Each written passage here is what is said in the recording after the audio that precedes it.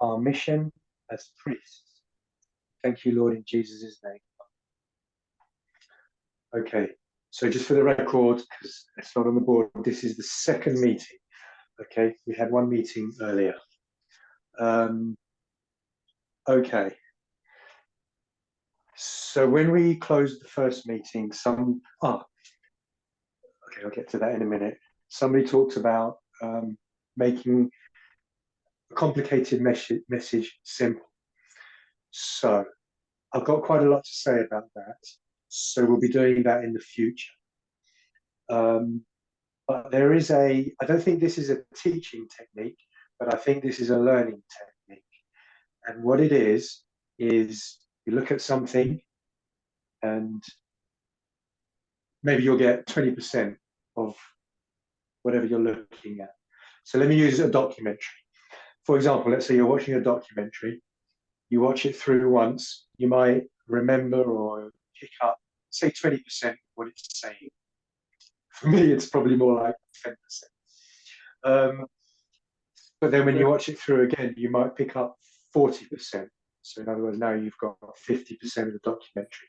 And that's because you're already familiar with how it ends, the point it's making. So in other words, repetition. When you want to learn something, just keep going over and over the same material. And each time you'll pick something up. Now, when you teach, I think that is magnified 10 times or whatever. When you teach the same lesson over and over again, you pick up new things all the time. Okay, so as a teacher in this movement, you're probably in one of the most privileged jobs in the world, which I'll say without exaggeration. When you think of the 144,000 and what's written in inspiration about them, and it's not just on earth, how the role of the 144,000 in heaven and throughout eternity. So you to be a teacher in this movement, I think it's one of the most privileged positions in the world.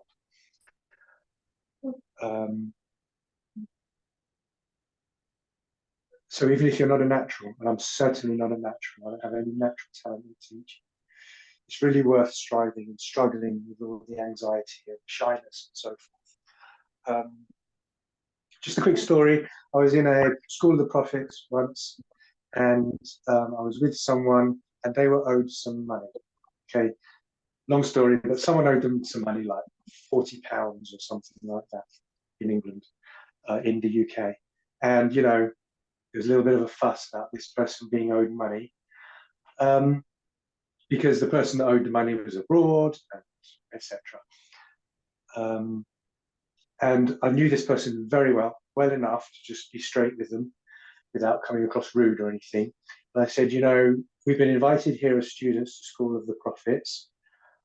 We pay for our own accommodation up the road, but we're not paying for the classes, which everyone else was. I said, we're receiving the most important message, the most valuable message in the world. It's much more valuable, important than any university degree or anything like that. They pay tens of thousands or even more. And we're getting this information for free. So don't be too hung up on, say, £40 or £50 if you end up down. Because if you were paying for these classes, it would be not tens of thousands. You would empty your bank. I would anyway. Okay. So just the importance of our role. I just want to impress that on you. Any thoughts while I gather mine? Anyone got anything to say? I can't see you, by the way. I'm not sure you're in the live classroom. If you want to turn your camera on. If you don't, that's fine. Sometimes if you have bad connectivity, bad internet, I'll ask the student to turn their camera off, because apparently it does help. So cameras off is fine. Okay, any thoughts? I'll just gather mine. Any questions or thoughts?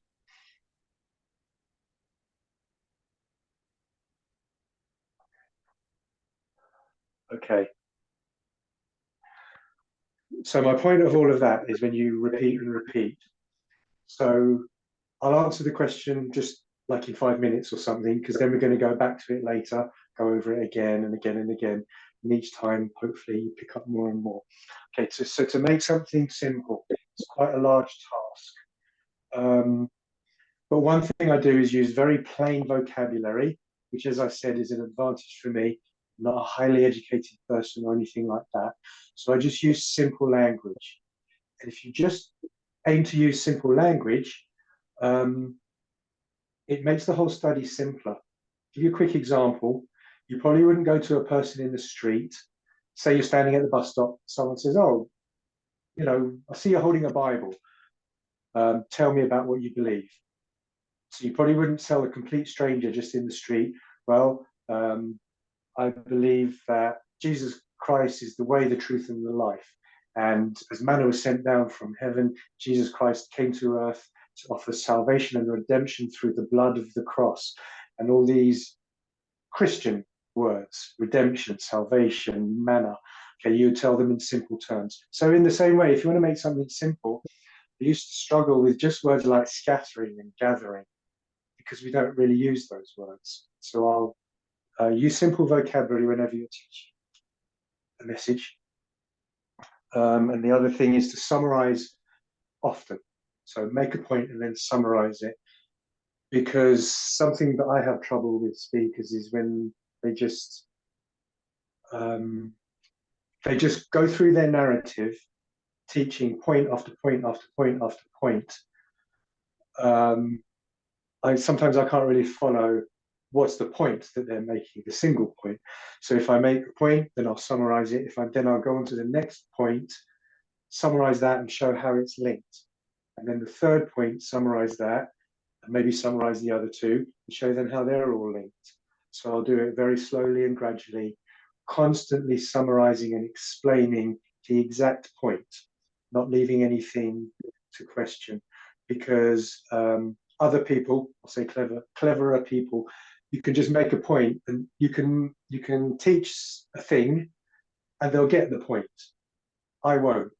Okay, you have to spell it out to me. You have to say, and the point of that doctrine or the point of that class was ABC. Okay, so because I need that, that's what I do to other people. And I think it works to make it simple. Sunny's come to say hi again. Okay, so I'm going to leave the making it simple bit there, just that 5-minute introduction, and then we'll revisit that later. Any thoughts?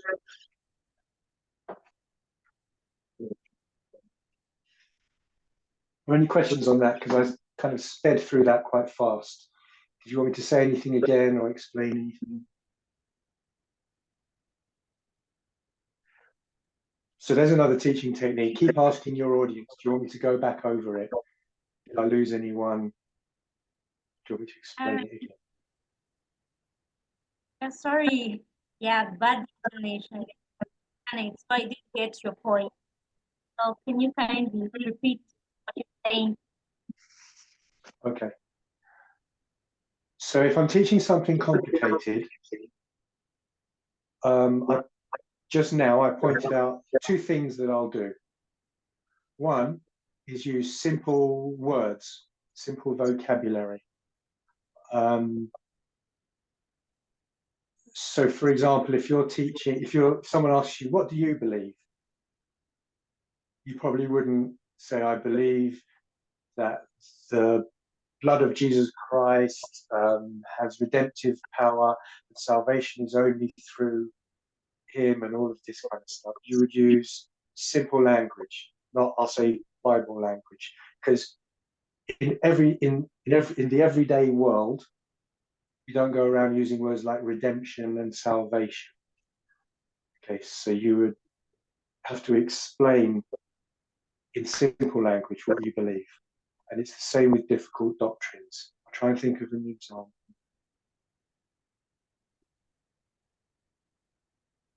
Okay, the 2520 is one of the most, it's the broadest and the deepest, and it has a lot of implications. And I didn't really understand it until I started teaching it. Again, as soon as you start teaching it, it's the most privileged job in the world. As soon as you start teaching, you have to understand it, okay, yourself really properly to explain it back. So instead of talking about Ephraim and Judah, and Ephraim was scattered into Assyria, and, you know, the northern kingdoms in whatever BC, 723 BC, and the southern kingdom of Judah was scattered into Babylon, and they were held captive for 25, 20 years. I'll teach it just really simply, using much more simple language.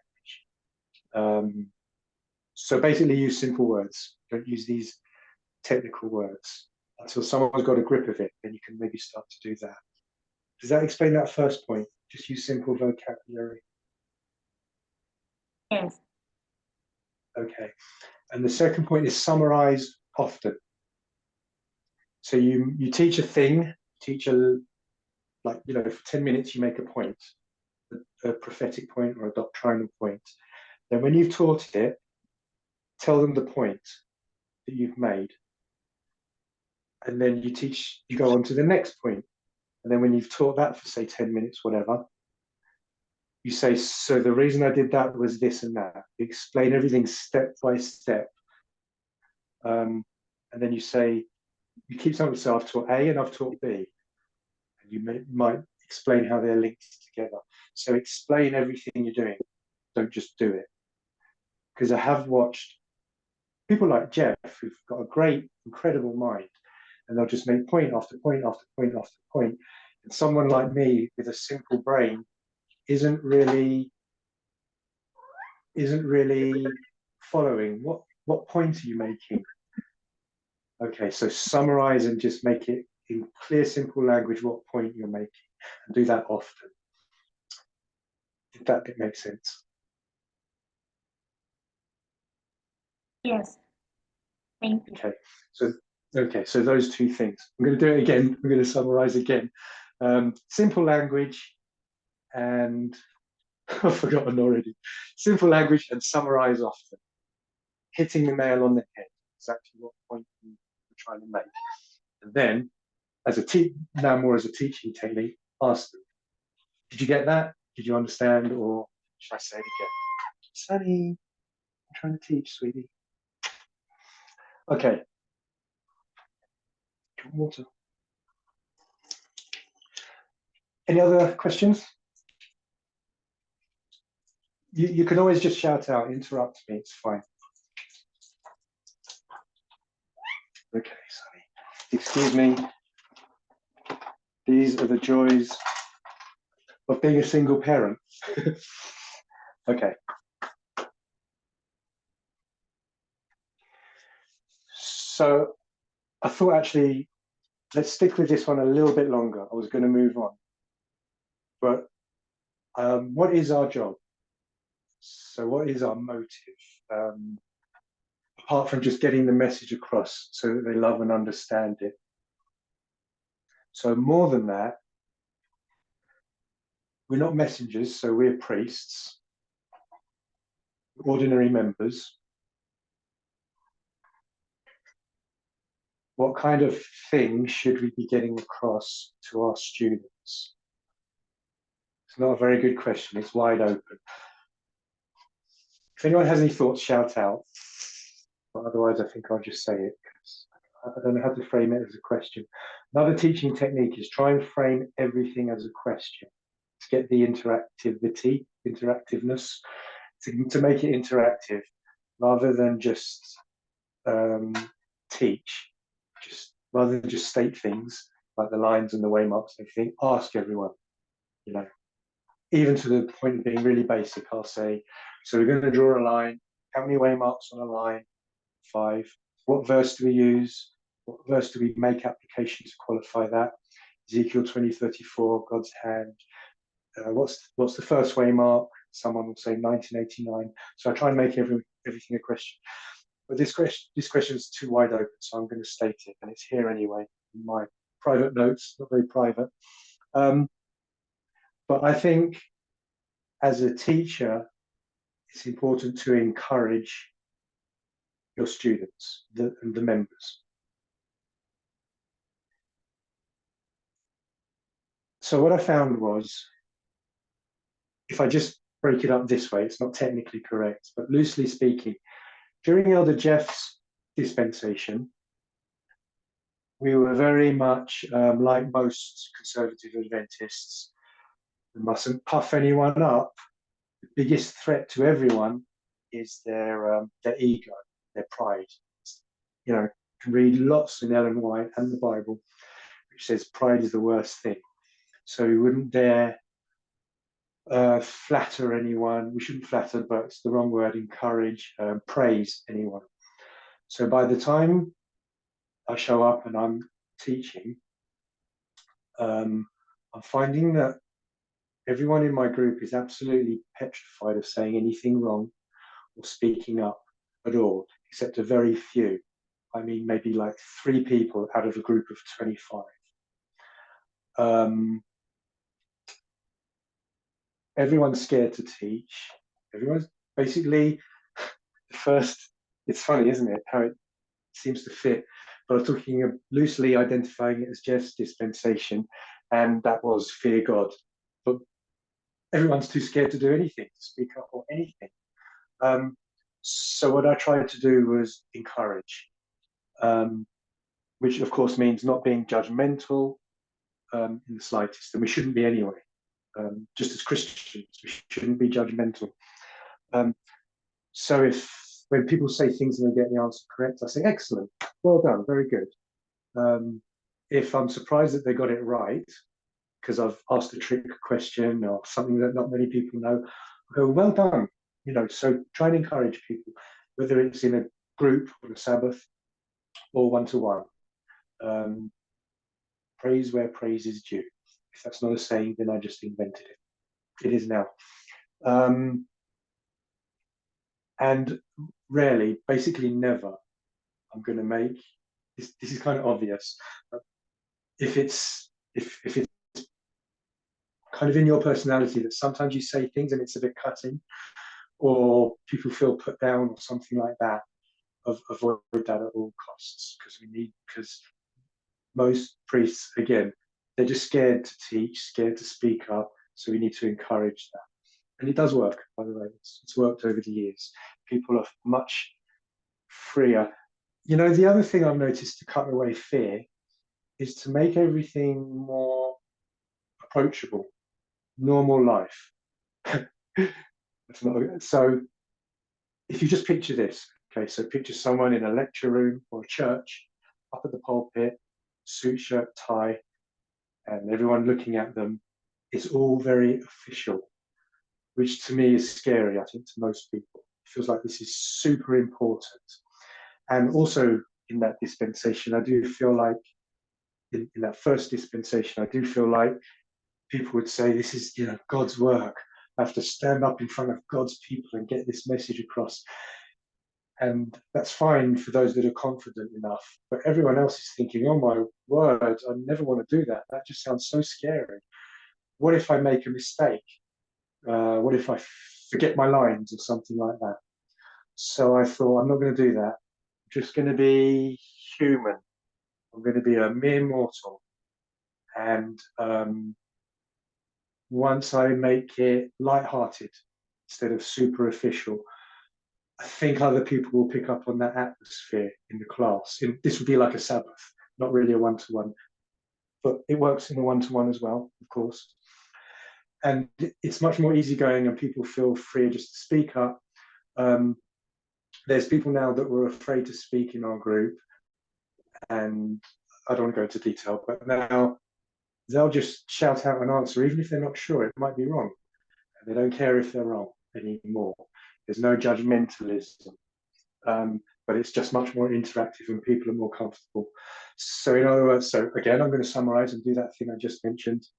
Make it, this is for me, it may not work for you, but I like to make it more light-hearted than super scary and official and important. Okay, so again, I'm going to summarize. We're talking about if our job is not to make people fearful, what is our job? And one of them, apart from making them love and understand the message, another thing that we should do as teachers is encourage people, because most people are scared, anxious, and we need to instill confidence in. Okay, so that's my little summary thing that I just talked about. Not judgmental, and you are just, I'll say, a mere mortal. You make mistakes, you forget things, you can't think of the words, you ask people for help, stuff like that. It just lightens the atmosphere a little. Any thoughts? So another teaching technique. I've talked now for about 10 minutes, so I'm going to say, anyone got any thoughts or questions?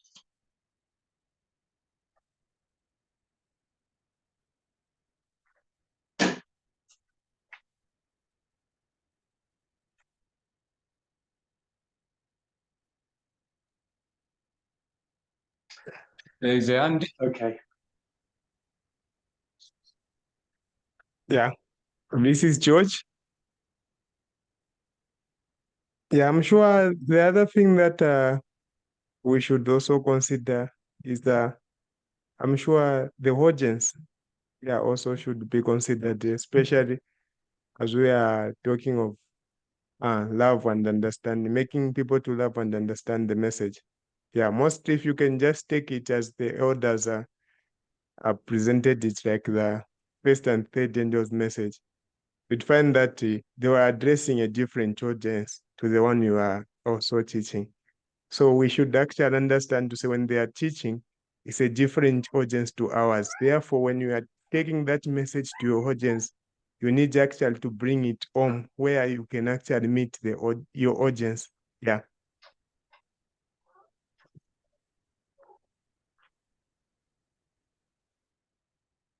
Exactly. Yeah. So that's exactly right, as far as I think, for what that's worth. And it also leads me on to the next point. So we're not just teaching a message, we're not just teaching facts and figures. Okay, so you're not just walking into a lecture room, got a bunch of strangers in front of you, you have to lecture them on something, whatever, and then leave. Okay, so we should actually be trying to bond with the members, with our students, as much as possible, as much as they're willing. So, having said that, I'm not doing that very well with you because I don't think I know any of you. And if I carry on doing it the way I've been doing it so far, by the end of the 6, 7, 8 hours, whatever that we spent together, I'm still not even going to know your names. So in the beginning, I should have said, when you want to say anything or ask a question, if you say your name first, then at least by the end of it, I might get to know most or all of your names. So there's a personal responsibility with this as well. It's not just to get the message across. And I'm just introducing this subject, and I'll go into it more later. But one of the ways of making it easier to bond with students or members, same thing, is what I said earlier, that you just show you're just a mere mortal. I can understand if you're in awe of Elder Parminder, okay? I have been, and I am, or Elder Jeff, or Elder Tess, or maybe some others. And that's fine. Again, they're different to me, but I would prefer just to show my weaknesses and stuff like that. And that way what I'm saying is make myself more approachable to people. And if someone says something like, I drink coffee, because it'll come up in the vowels, then I might say, oh, okay, well, I drink whatever, that kind of thing. So make yourself more approachable, relatable, and bond with them.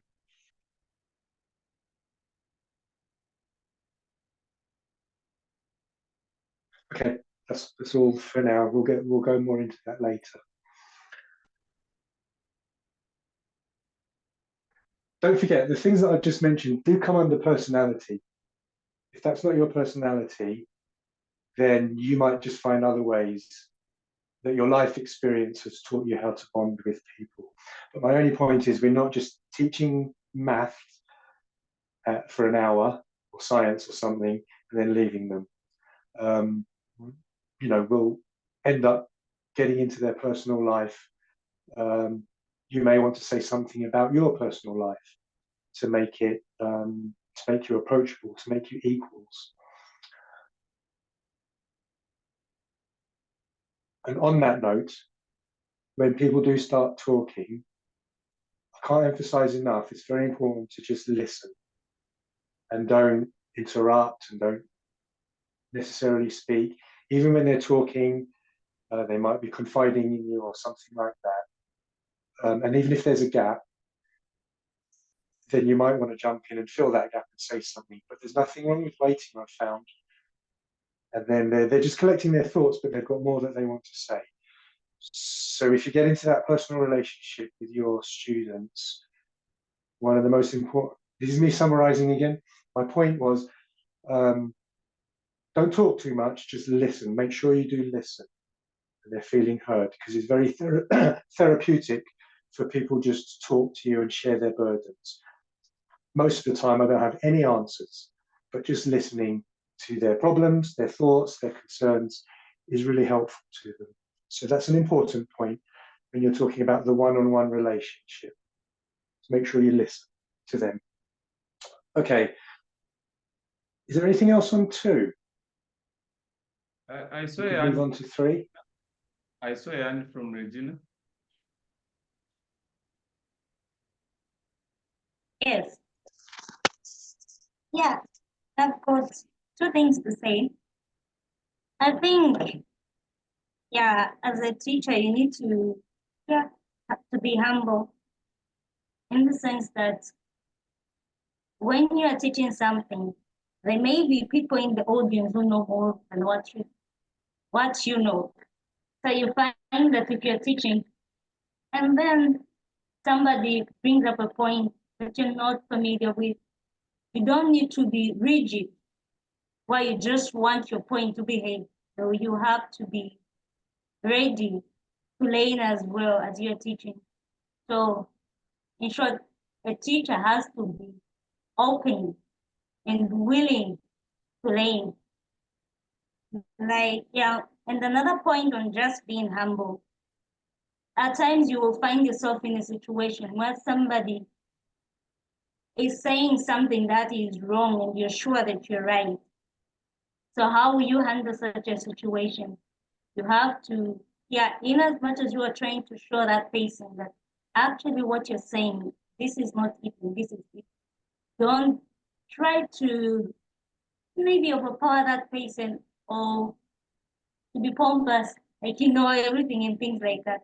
Try to be kind in the way you're going to interact with that person and show them if you're having difficulties. You may end up resorting to force or trying to bring fear in them. So try to understand, in short, bring yourself at their level. Where is it difficult? Then from there, then you show them how about this. And once they understand, then you can move together. So a teacher has to be open to many possibilities, has to be kind. In short, you have to be watchful of our ego. You just broke up at the end. Can you repeat that last sentence and then carry on? Oh, yeah, I was saying, in short, as teachers have to be open to suggestion, and they have to be kind, they have to be humble, and be watchful of our egos, because they might destroy the way. Because if you think I'm good, I'm this and things like that, then you find somebody who at times even if you think maybe I'm better off than that person, and you just want to maintain that role, that position that you are there, which is, so as teachers, we have to be open. Be humble, be kind. That's that. I really agree. It's one of the most important points. and you've linked the teacher's humility with the encouragement of the students. And I think you're right. If you come across as humble, and it shouldn't be an act, because you don't know more than everyone in the class. I don't even know you. I don't know your names, but I know that much because we all, I've been in the movement since 1996, nearly 30 years. Okay. But I've only studied radical feminism as long as you have. And I haven't experienced sexism because I'm a man, or homophobia. Okay. I haven't experienced those things, whereas you may have. So we've been studying, so you, I mean you collectively, not you personally who spoke, you definitely know things that I don't know or know more than me. So it's not even a pretended humility. It's actually just, you're being realistic, okay, that you're just not that clever. And then that will encourage your students and make them feel comfortable. That you're not this expert that they're meant to be in awe of, and anything they say is just going to sound stupid. Because a lot of the fear and anxiety, at least with me, is that I'm going to say something stupid. Everyone's going to laugh at me or think I'm silly or something like that. That was a large part of my anxiety in the beginning. So I agree that humility will encourage and give confidence to your audience. They'll gain confidence from your humility. And there's another difference between the messengers, first and third messengers, and you and me, okay? Because I think Elder Tess knows radical feminism. And I don't know if you've ever done this, but you've actually spoken to Elder Tess personally, privately, and asked a question. And the answer is just, she doesn't need to say, I'll get back to you in a week. A difficult question about how certain situation involving sexism, and she'll know the answer off the top of her head. So that would be the difference. She does know. And yet she's still so humble.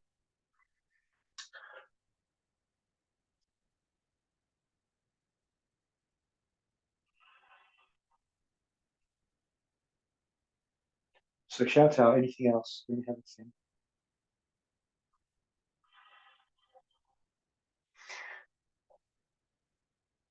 So while it's in my mind, I'll tell another quick story. So I used to be terribly shy, terribly unconfident, even to the point where if I would go on like a missionary trip or something, and there's 6 people, and we all meet somewhere like somebody's hotel room for our first meeting, there might only be 5 or 6 people in the room, but they would say, so we just go around each other and tell us your name and a bit about yourself. And I'd be shaking just in front of 4 or 5 other people. And all I need to do is say my name and what I do and whatever, like 30 seconds. But while they're going around the room of 4 or 5 people, I'm rehearsing what I'm going to say because I was so unconfident. Even if someone said to me, Aaron, would you like to do the prayer today? Like I would be sitting in church thinking I've got to say the prayer in an hour, and I'd be rehearsing what I'm going to say in case I mess up in just a simple prayer. So that's how anxious I was. And I used to say I'm going to say my partner. I know we shouldn't say my wife and things like that. But anyway, I'm just going to say my partner, if you'll excuse the term, my partner at the time. Anytime that I had to speak in our little church in Wales, or anything really, I'd just get off the phone to someone. And I would always say to her, did I say anything stupid? That's how unconfident I was, that I might say something silly or stupid or something that people would laugh at. Okay, I can't remember why I made that point, but I think it's just good because if you've got a student who's very nervous and you can empathize in that way and tell them stories like that about yourself, then I think that creates that bond that we were talking about. And it's something that you can show your equals with and empathize. Okay, I'll give you a moment to speak up, and otherwise we could move on to number 3, which I find 3 and 4 really difficult. So anything?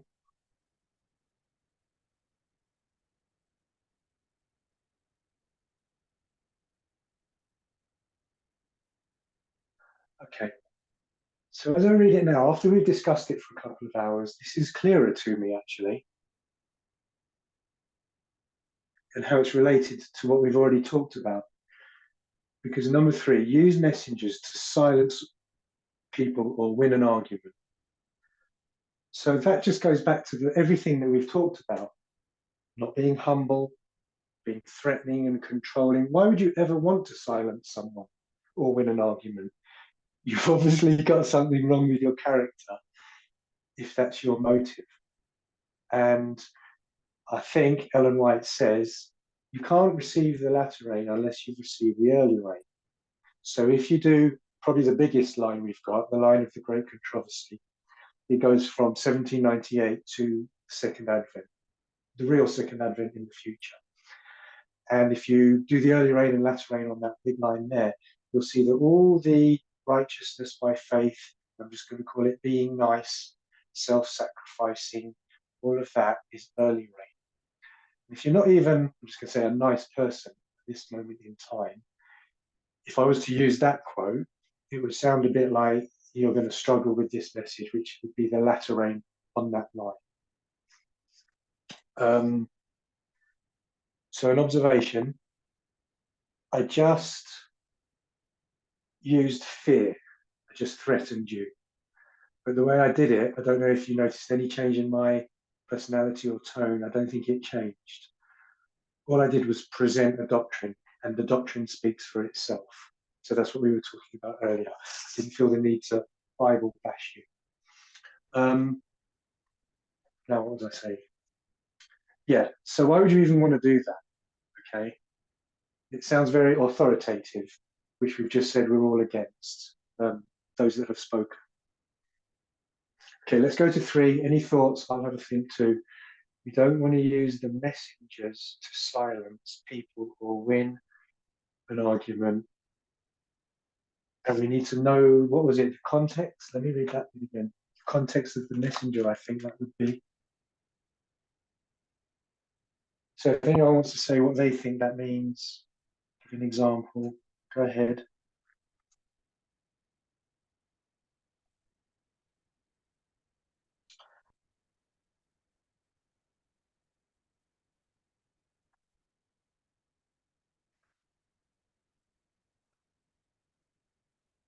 Three.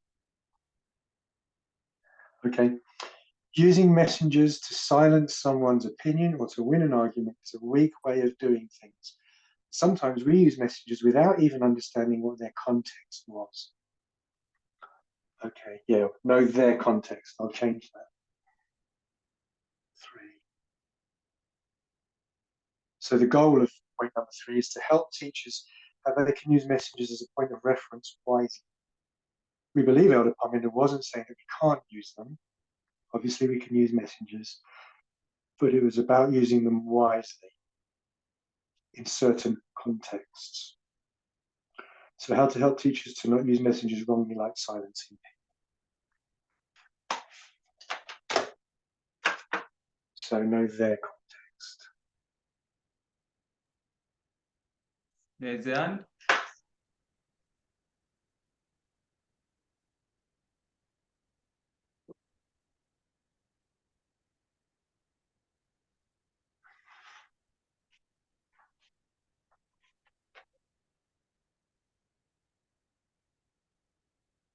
Hey, Russell.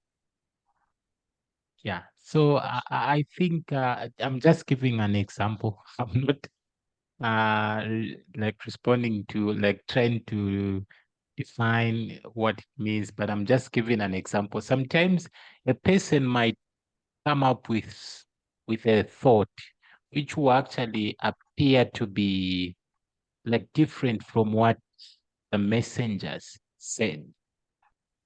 Yeah, and without paying attention to what that person is saying and the context in which actually that person is bringing that thought, people like would silence that person, that the messenger didn't say that. Elder Jeff said ABCD. Yeah, and sometimes it turns out that after some time, probably the messengers are going to make the same point.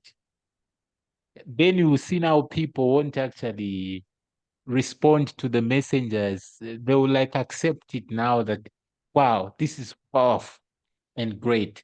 But probably a certain member tried to point out, like bring the same point. But because they heard somewhere where actually the elder said something, they will attack that person without really looking at what that person is saying. And people would use the messengers, like what the messengers said. Yeah. Thank you. Thank you. Okay, I think I get it. I get it now. I get it a bit better. This bit here, know their context. So I'm going to summarize, make it as simple as I can. I'm going to explain back to you what I think you said on this bit, because that's the bit that really hit me. That's the bit I didn't understand. But from what you've said, you're saying, don't just, okay, so a little bit like, people might just take a Bible text and just throw it at someone and attack them with it. So I think what you're saying is, don't just take a quote, if you like, or something that Elder Tess said, and just throw it at someone to refute them, to prove them wrong. Because when Tess made that quote, when she made that Elder Tess made that statement, she may have been talking about a certain situation, and the person you're attacking with that quote is talking about a different situation. So you can't just take a quote out of context and attack someone with it. That's what I got from what you said. Was that right? Is that what you meant? Or did I even make any sense? Because I'm just figuring it out myself. Is that the kind of thing you meant, Russell? Yes, he's agreeing to that. Okay, good. Thank you for that. That helps me there. By the way, all these things, like I keep saying, sorry if I'm getting redundant, but I'll keep repeating. Rather than explaining everything I do, I'm demonstrating the way I teach. So I said, oh, thank you. I didn't understand that before. Thank you for that. So if you were an unconfident member, I think you gained some confidence from that you taught the teacher something. And they said, thank you. I didn't understand it, but you explained it to me. So all of this sort of humility would be inspiring confidence in your audience. Okay, I think I interrupted. Did you want to say something? Yes, it's a question. Yeah, like point 3, we are learning that we shouldn't use the messenger's words to silence someone's opinion or maybe thoughts. Yeah. Now, I will give an example. Like, we quote Ellen White or the prophets in the Bible. Yeah, more like let me specifically use Ellen White, whereby we quote and trust in that which she has written or spoken. Is it not wise that I can use the Tess's message, yeah, even to have confidence in that? Because the Tess has said this, then I trust and believe and use that in my presentation, like even referencing to what she has spoken. Is it not right? Or I need an advice there? So that would be all right. I'm starting to think it's the way you do it. Okay, so let's go back to the time of, I think it was 2024 Street. And I think some people were saying, well, the women, we should be strong and independent and empowered. And so some people said, independent. Okay, I can wear what I want. So I'm going to wear whatever. I'll make it up. High heels, short skirt, makeup, painted nails, jewelry. I'm talking about beauty standards. I'm going to beautify as much as I can as an individual woman, because that's how I get the most power and influence in society, with friends and family. When I'm beautiful, then I've got more power. Okay, so let's say someone says that and you're in a group setting, in a class. I think the wrong way to do it, just to silence them and to win, would be to take an Elder Tess quote and just throw it at them. Even though it's the correct context, you could just say, well, Elder Tess says we shouldn't have beauty standards. Or Elder Tess says we should be radical feminists. Okay, so the context is still correct. You are dealing with the correct thing, subject. But you would want to teach it to them so that they understand your point.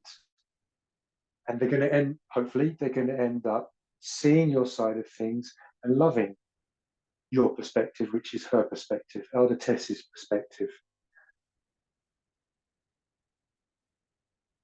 Okay, so for example, in that situation, you might want to just, you've got an audience, don't forget, people are listening. You don't want that person to feel stupid, belittled. And so you might say, okay, I won't go through it word for word, but basically you would present the difference between radical feminism and liberal feminism. And you would talk about, you would ask questions nicely. I don't like to just dictate, but I'd say, when it empowers you, and I see that, I understand that, because I just don't want to just disagree with people. I want to agree with them where I can. So I say, you feel empowered when you are most beautified, and I can understand that. But then how does that make other women feel? Maybe they're not as beautiful, or they don't want to spend hours and hours and hundreds of dollars doing that. Or they don't want to use their beauty to influence people and gain power. They might want to use their education, their opinions, their experience, their intellect, and that way. So you explain it to them so they understand it. And when they see the beauty of that explanation, they should end up loving it, really. Does that make sense? Yes. Yes. Okay. And in that case, I'll move on. In that case, they'll see the beauty of radical feminism, how radical feminism considers all women, not just the individual woman, how she can get ahead. And it considers all women, which is actually very Christian. We do things like that. We don't want to be a stumbling block. If I'm going to eat a lump of cheese, I don't want to do it in front of you. I'm going to eat it anyway, but I don't want to be a stumbling block to you and so forth. So, okay, I mean, I could talk for about an hour just on that subject, beauty standards and so forth. But if that answers your question, so I think I'm getting somewhere on this one anyway. So you don't, again, it's the same as the other two. You don't just Bible bash. I see how all these are linked now. The answer to 1, 2, and 3 is very, very similar.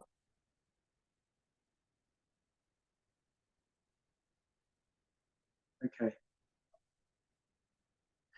So I'll give you a real life example. So I'm aware this is being recorded. Anyone could end up seeing it. But the real life example was made very public already. And so everybody knows about it. Everybody, whatever, lots of people already know about it. And the people involved weren't afraid to make it public. But still, I won't use names or anything. I think this came up, I don't know if it was because of this event, but either way, it was at the same time. So what happened is, in one of the forums, I'm not on any of them, except the ones that have to be for IPR, but in one of the forums, somebody posted a link to a video which they said helped them. I didn't watch it and I'm not on the forum, but I think it was like a therapist or something like that. And they said this helps them, you know, get through difficult times or whatever. And then someone else responded, you know, Elder Test doesn't advocate, doesn't agree with that person, doesn't advocate that person.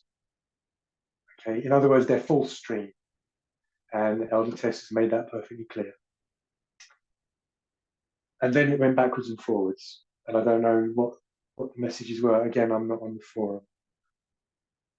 But as this was then, it was brought, this event, when it was all concluded on the forum, it was brought up in a church meeting. So again, very public, maybe 40 people there or something. It was brought up again and it was reasoned out. And the reasoning of the person who I'm going to say was trying, I don't know their motive, but I'm going to use it as an example of this. I'll just say they wanted to silence or to win. I think, to be honest, they're a good person. They wanted to just correct, if I'm honest. They didn't want this person to fall into error. So I think in this real life example, this person wanted to correct them and help. But anyway, the way they did it was to say, Elder Tess has said that's false stream, that person. Again, then it went to a church meeting, and what actually, as questions were asked, it's not actually that person, the therapist, who's false stream. It's something like their dad, their brother, someone like that. So then the person questioning said, so they're guilty by association, just because they're this false, they're the relative of a false stream person, so they're just automatically guilty. And I started to think, oh yeah, because my brother, my literal blood brother, believes completely opposite things than I believe. Very false stream. But that doesn't make me guilty of being false stream. Doesn't mean everything I post is wrong. Okay, and so it went on and on and on. Anyway, we went through the veracity of the therapist's advice and all of that. So that's what happened. And I think that's just an example of how we just say, Elder Tess says so-and-so false stream, therefore everything and anything that comes out of that area is just all wrong. Okay, so they got the context wrong. And the way they did it, instead of explaining it and calling them for an hour and asking them what they thought and what they felt, what did you mean? How did it help you in getting their side of it? Instead of doing that, they just fired back with a text. I think it was like straight away or something. You know, Elder Tess doesn't approve, and they didn't understand that. Okay, does that make sense? Any thoughts or?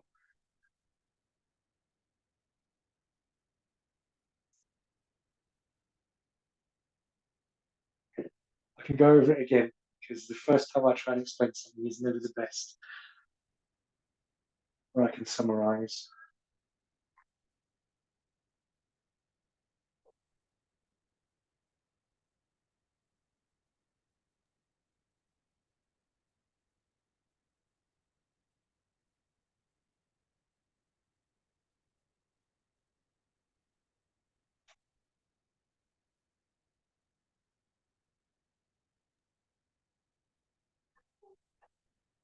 Can I say something?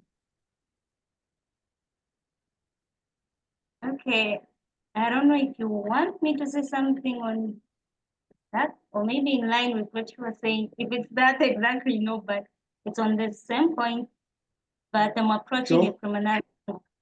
It's okay? Okay, Of course, go ahead. Okay, thanks. Anyway, the point that I made, the second point about the teacher being humble, you might come across a situation where you are teaching and then that person or the people in the audience they are wrong in what they're saying or in their contribution, and you are sure that what you're saying actually is correct, but how are you going to approach this patient so that they can understand? So at times, so what I see most times that people, or we are tempted to use the messengers as our shield, protect our point, is because maybe one, I didn't understand what the like the teacher or the messenger was saying. That situation can occur, then I'll try to shoot myself by trying to use the message. That is what Elder Paminda or the Tace was saying. Now, when that member hears that it is Elder Tace and Elder Paminda, they don't have the courage to refute that, because they don't have the courage to do. If it's Elder Paminda or Elder Tace, then it is the truth. Then automatically whatever I'm saying, they're just going to take it. And then other thing that may occur, it's maybe because I might be correct in what I'm saying, but the way I'm going about it or the method might be wrong and people are finding it difficult to understand. So I might resort to using Elder Tate, Elder Paminda as a shield to prove a point. So people, okay, since it's Elder Paminda, fine. If it's not that, you find that maybe I might face resistance. Somebody's of a different opinion. So if I didn't understand that, the message, I don't know how to go about that. If I face resistance, to bring that resistance to an end, I'll just bring up Elder Paminda and Elder Tace. Because that person is courageous enough to challenge me, but they're not courageous enough to challenge Elder Tace or Elder Paminda. So when I face resistance, I'll use that. If not that, if I find people are having doubt in what I'm presenting, no, what you're saying, I don't think is true. But that is what Elder Paminda and Elder Tace say. And then that person immediately, even if they would want, at times people are scared to bring out their views or opinions because we will use Elder Paminda as somebody, in short, to bring fear to them because they can't challenge those people. Yeah, because the way we are doing it. Or if I find a discouraged audience, what I'm presenting and things like that, I'll also resort to that, But this is what Elder Paminda was saying. So when we do that, in the end, people want to grow. And what is the primary role of their teachers? And what do teachers do? What are we learning? What do? We have to break the complex thing into something simpler. So how do we do that? We can't do that by using Elder Paminda or Elder Tace. We have to reason with people, interact with them, see their point of view. People have to be free in the movement. Yeah, to air out their opinions. And then if they are wrong, you try to reason together. That's what God says, what? Come, let us reason together. But why should we be using Elder Paminda and Elder Tace to, in short, threaten people's opinions? Like, yeah, if it's Elder Tace, then, I can't challenge that person. But if I were to say this is my opinion, automatically people be like, no, they'll be free to challenge me. So if I'm scared, I meet a resistance audience, or they're having doubt, I'll try to resort to that. That's so good. That's so true. Yeah, I'm really starting to see how. Oh, did you finish? Yes, I'm done. Thank you. I'm really starting to see how all these are almost the same thing. I think I'll say God is trying to teach us one lesson, because you just brought this in. The teacher doesn't understand, so resorts to threats, and the threat in number 2 was fear. The threat in number 3 was Elder Tess said. So this is a really good criteria. It's all linking together. So what I was thinking as you were speaking is, I think everyone knows that bad parenting is when your child says to you, whatever, can I do something? And then, I don't know, can I have more ice cream or more candy, more chocolate or something? And you say no. And they say, oh, why not? You say, because I said so. And then they want to do something else. Can I go to my friends on Tuesday? And you say no. And they say, why not? You say, because I said so. So because I said so is not an answer. As you just said, you need to explain it to them, make it simple so that they understand it, and then they're going to love it. Because you can say, no, you can't go to your friends on Tuesday because whatever, they're bad, they're a bad influence, whatever. You're in danger when you go to that house. Then when they understand that, they're going to love you. You stop them from going to their friends to visit because they realize you're protecting them and they could have got into trouble. Maybe that's a silly example off the top of my head. So equally, you're saying it's not a good answer just to say because Elder Tess said so.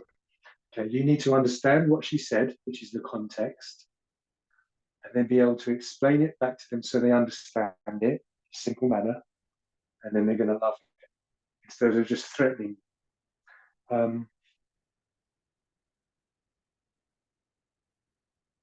Yeah, I don't think any of us would think it's acceptable if someone said, someone's becoming an Adventist or wants to join our movement, and we say, oh, you shouldn't eat cheese. And they say, why? And we go, because Ellen White said so. You shouldn't go shopping on Sabbath. And we say, oh, why? Because Moses said so. God said so. That's just not an answer. Okay, so I think you asked, how do we deal with it? I don't know, but I'll just tell you two examples that happened in my real life. The reason I remember one of them is because the person came to me afterwards and said, oh, that was good the way you did that. That was gentle. So I made sure I remembered it. So what was happening is I was in the audience on a Sabbath, and the person teaching taught something wrong, a wrong way mark or a wrong date or something. But they were a little bit, nervous, like all of us, a little bit new at teaching. So I didn't just jump straight on them. I let a few minutes go by, and I waited for a convenient gap. And I put my hand up, and I said, "Can I just check? Is that whatever waymark? Is that 2014?" And I just left it at that. And then it leaves the teacher and the audience to just discuss it and come up with it and then correct it. And the only reason I mentioned that technique is because the teacher, who was very nervous and new, came to me and said, oh, the way you did that didn't make me feel uncomfortable or anything like that, intimidating. So that might be one way of doing it. Just check. Oh, and actually, yeah, I have remembered that, because I do that when I'm presenting on Sabbath on Zoom like this, and someone says something wrong, I'll say, is that right? Does anyone know? Does anyone agree or disagree? I'll leave it for others to sort out. So that's one way of showing someone that they said something wrong. Frame it as a gentle question. Okay, then another experience I do remember. I might tell you the reason I remember this one, but this one also stuck in my mind because somebody commented on it. So I'm teaching and I'm still in my nervous days, kind of just coming out of complete panic and starting to be comfortable with teaching. And like we said before, I was teaching something that was a threat, but I was just teaching some doctrine and had some board work. Okay, but the threat was pretty clear, but I was nice in my persona and all of that. And so someone picks up on this, and in case they recognize themselves in this story, they are a lovely person. They're very genuine hearted. I believe they're on the right side of all the issues. I don't believe they're tares or anything like that. But anyway, this person did, I'll say, challenge me. They said, well, you're saying such and such a date, but that's not even correct. And that's this and that's that. And I said, oh, I knew I was right, by the way. It wasn't a complicated concept. And I said, oh, sorry. So I apologized straight away, even though I knew that I was right. And said, oh, sorry, tell me, what is it? And then they explained it, and I said, oh, okay, but what about this? And then I drew it out where it actually is. I said, so I thought this goes there, isn't that right? They go, oh yeah, sorry, I forgot that, or whatever. So I think you asked, how do you deal with it? So again, it's the same answer over and over again. You teach it in a simple way that they can understand it. I could have just gone, well, Tess says that, so let's just move on.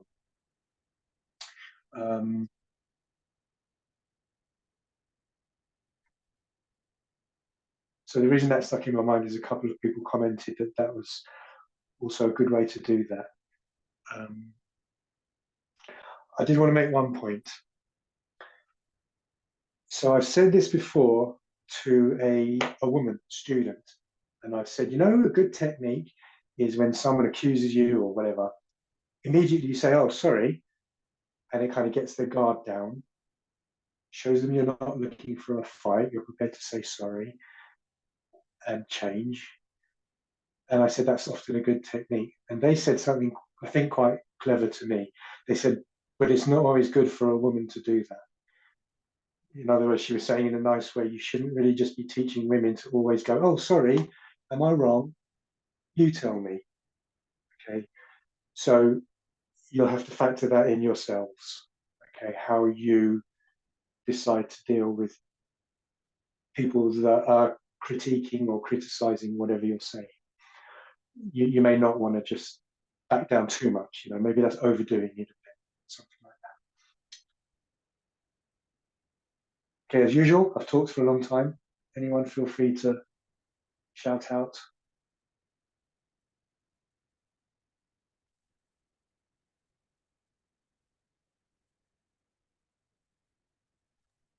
Yeah, there's That's one. why you think, oh, go ahead. Yeah, go ahead.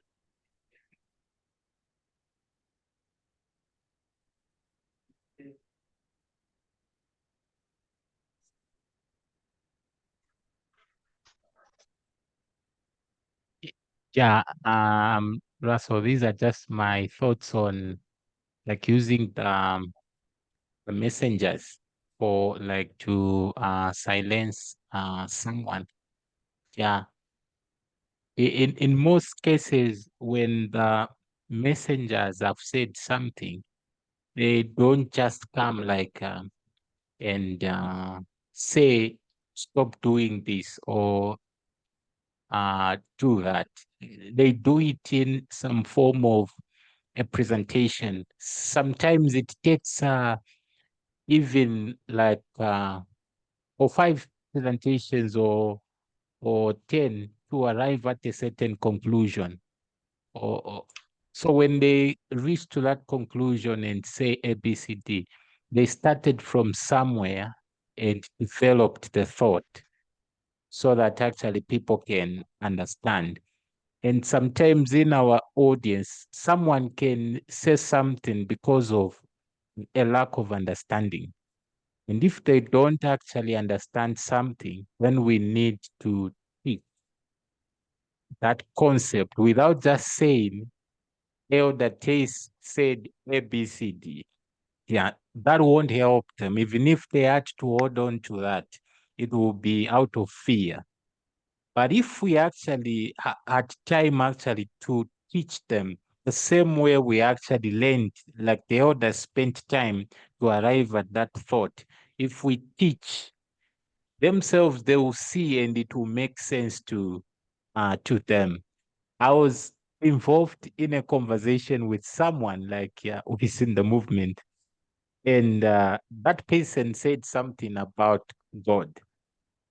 Then I said, I don't believe like God is a man. Yeah. And that person adamantly said, are we now going to like destroy like everything about God? Because the Bible seems to show that God is actually a man. I was tempted like to use what Elder Tace said, because I had to find myself that I didn't have much arguments to use. Then I said, you know, Elder Tace said ABCD. Then the person also challenged what Elder Tace said. And I was put in a position that I must now defend that point. And I discovered that I didn't know much about that very topic and what Elder Tace was saying.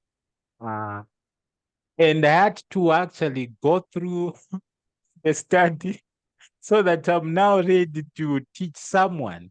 But I wanted to win an argument so easy by using actually Elder Tace. But that person was so like courageous that she was even willing to say, like, even if like Elder Tace said what you are saying, but my point is this and that and that. So I believe if we can, and later I came to understand because I had to ask that person a question. Have you looked at these studies and these studies and these studies? Then she told me, no. Then I discovered that that person was genuine because she didn't actually have like time to go through those studies. But at face value, I just thought that probably this person is just so rebellious to the message. And I must actually like threaten that person saying, Elder Tace said ABCD. So I think if we try to know that some people ask and say some things, not that they are rebellious, but they don't just understand, and that is their way of saying, I want to understand this thing. And our duty is to teach, and you can't teach by throwing a quote from the, yes, you can't teach by throwing a quotation of the messengers, because they didn't take that route to just come and say, okay, here is the thing. They had to teach us. So even we have to teach those people.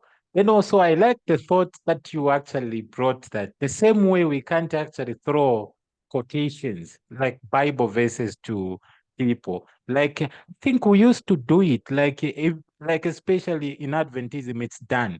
You ask someone, can I cook on Sabbath? Without even asking you, like, what do you mean? In what context? The person will just quote a verse from the Bible, Exodus 15. Exodus, then you are actually quiet. And we also use messengers in that context, where someone just asks a question, can I eat meat? Elder Paminda said ABCD. Then it's the same way, which is the wrong way. Instead of teaching that person, but you have now used just a quotation from probably Paminda and Tace. If it's not them, you go to Moses and Ellen White to do that, which is not a good way. Good. Yes. Yes, very good. I've noticed, have we only got 10 minutes left? Am I right? Yes. Okay, time flies. Time flies when you're having fun. Quick note on that. When I started in the last meeting, which was our first meeting, I was nervous. Okay, I've been a bit nervous through the night when I woke up. And then we started. Maybe if you rewind the video to the beginning, you'll see I was a bit hot, a bit nervous, and now I'm actually enjoying myself. And so that's another thing which I've noticed with students. They're super nervous, but by the time they've done even 2 or 3 successful presentations, you watch the video and they're really enjoying themselves. And I'll say to them, wow, you look like you're having fun. They'll say yes. So that goes back to instilling confidence and encouraging people. And that's just a quick personal testimony about me today. So you pointed out how important context was. Another second witness, if you like, second example of the Sabbath thing is if you say to Moses or Ellen White, is it okay to light a fire on Sabbath? They're not going to say yes or no. Like you just pointed out, they're going to ask you for all the context. Because Ellen White says if you lived in the north of Israel, it's colder. So you're allowed to light a fire on Sabbath because you needed it to keep warm. But in the south, down around Jerusalem, and even further south, Eilat, it's pretty hot. That's near Egypt, which is hot. And so you don't really have any reason that you need to light the fire on Sabbath if you live in a hot country, put it that way. So even though I would say, as Parminder says, it depends. And then, like you said, you want to gather more information before you can answer. So you need to know the context of their question or their misunderstanding. So it might help to ask more questions from them rather than just think this is your chance to give answers and, you know, tell someone off or correct someone or show how much you know. So maybe it's a better idea to ask them questions to get their context. Again, it all comes back to understanding. Okay, I want to say a quick thing which I forgot to say. I'm backtracking now to that real life example I gave you where someone was on a forum and just immediately refuted a therapeutic video which someone posted. Okay, when they got through that whole episode and talked it out, they apologized very humbly. They apologized to everyone they possibly could, you know, like sent out multiple texts to everyone, as far as I can tell. I'm not sure. And so they were very humble, and they are a lovely person, this person. Okay, they really are a lovely person. I think they're on the right side of the issue.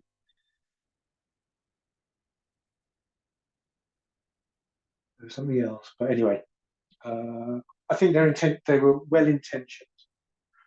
I think they wanted to help people when they did it, but it still is an example of how they did just throw out but you know, Tess said, even though their motives were quite lovely.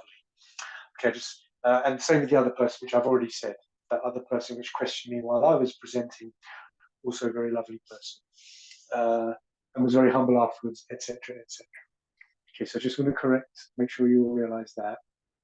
And then if you've only got a few minutes left, I think I'm starting to get a bigger picture as we're putting all these things together, and we're seeing that these points here, they're all commonalities between all of the first 3 points that we have answered. It all boils down to one thing, and that is, do you love your student, or I'll say the person that you're talking to? Do you love them enough to spend the time bonding with them, showing some humility, answering them so they understand it, because you want them to love the message, rather than threatening and controlling because you want to win or silence them?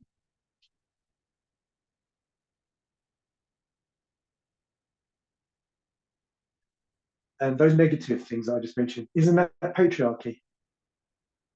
Isn't it patriarchy to threaten, control, dominate, just win an argument, just silence someone?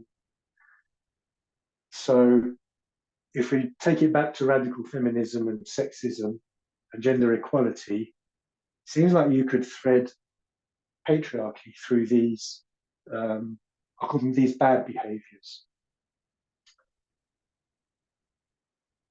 Okay. Any last thoughts? Yes. Okay. Yeah, it feels like I'm just repeating the same and the same point. Anyway, like what I've discovered or what I've come to learn is that we need to understand our role as priests and our role we are teachers. Like I say, they have to break this complex item into something simpler where people can understand. And how I see that to happen effectively, when you go in communication, somebody has to speak, beg your pardon, somebody has to speak. When you speak, somebody has to listen. And then you speak, and that other person has to listen. If I'll be doing all the talking, then that person on the other, then there'll be a breakdown in communication, because I won't know if I'm just talking.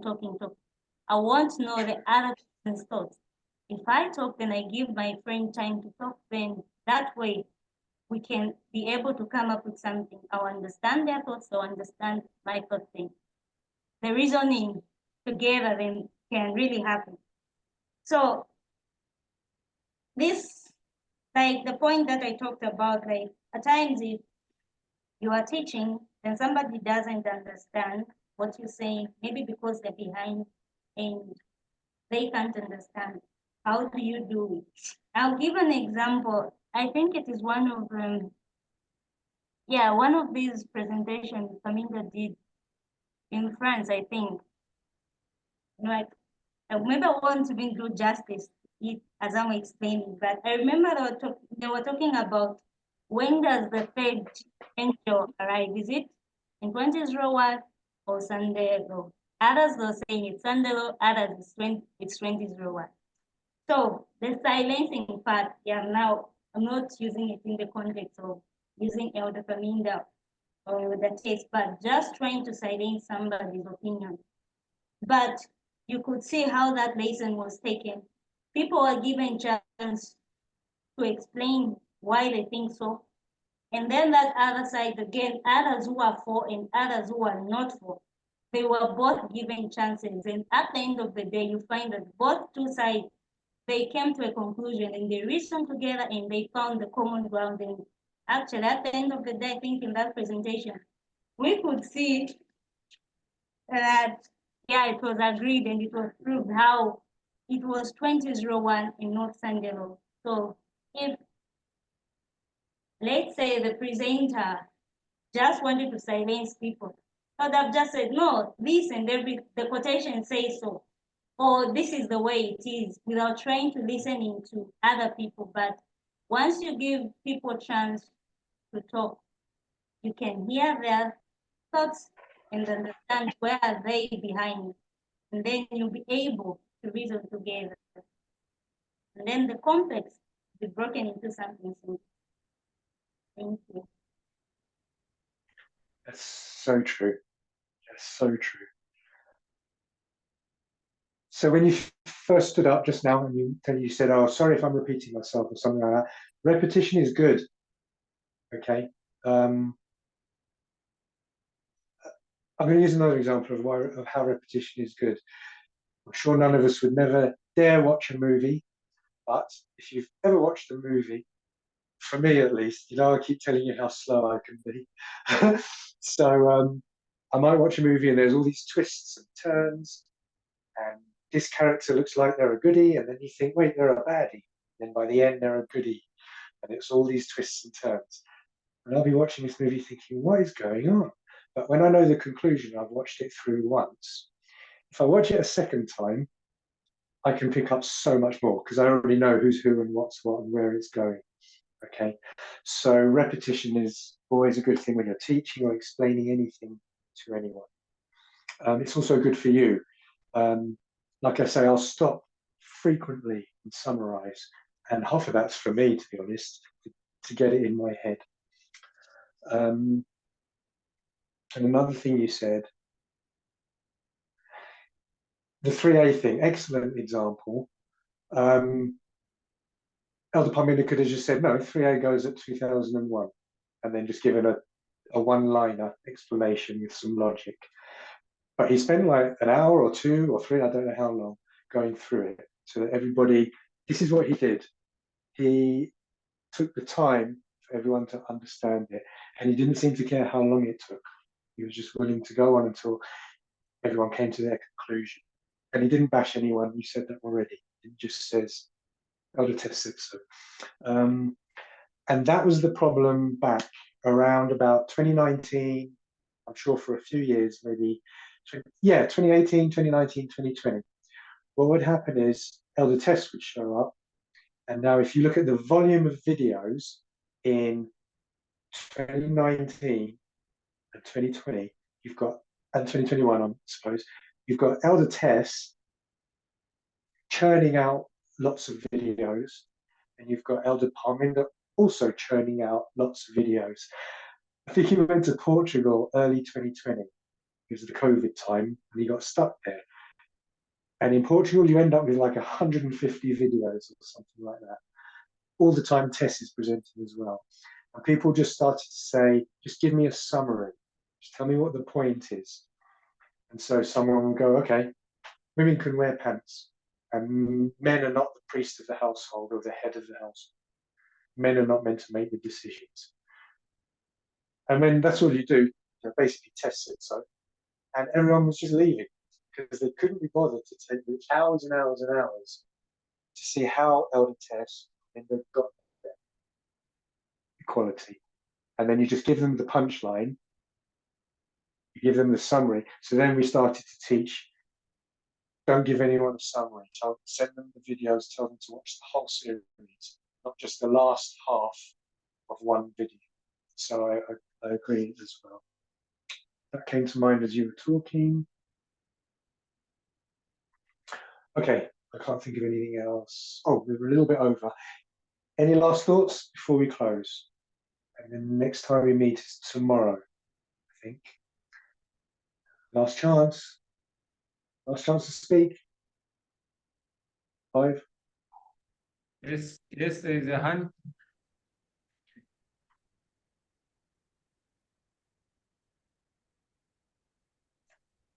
I'm Sharon. One point is about love and understanding the message. So I just want to add one point.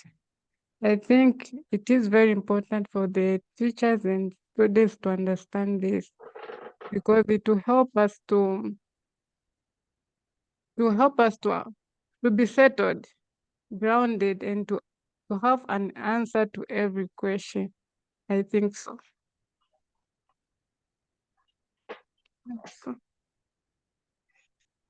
Good. I agree. And it just reminds me of what somebody said earlier. Listen to them, ask them questions. What's their perspective? What are they thinking? You know, maybe ask more questions than you do giving answers, and try to understand where they're coming from so you can answer them sufficiently. Exactly right. Okay, so we'll close there. We're meeting again tomorrow anyway.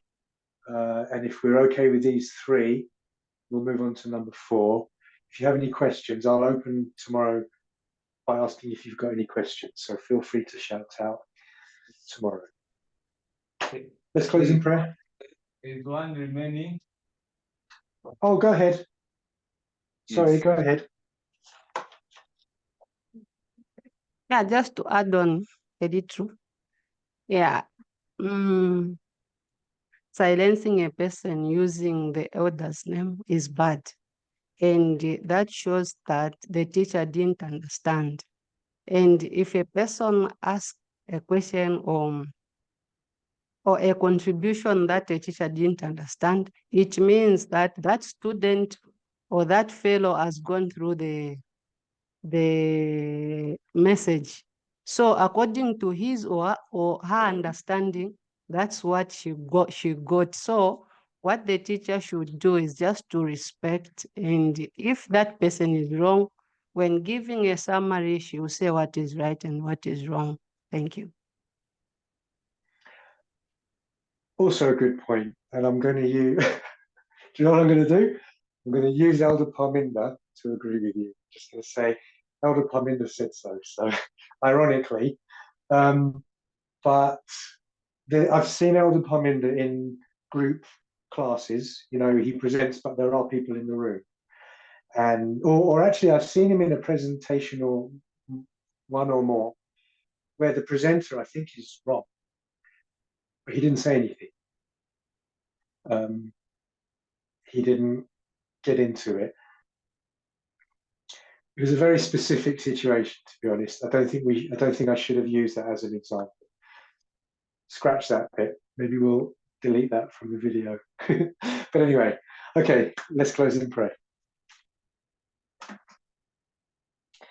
Almighty God in heaven, we thank you again for good friends and for good fellowship. And again, we thank you for the privilege of working in your vineyard, and pray you'll send us your Holy Spirit to do a perfect work for you. In Jesus' name, Amen. thank you so much. I'll take a picture of the board and I'll post it on WhatsApp. There's a forum. Okay, I'll see you tomorrow. Thank you. Thank you. God bless.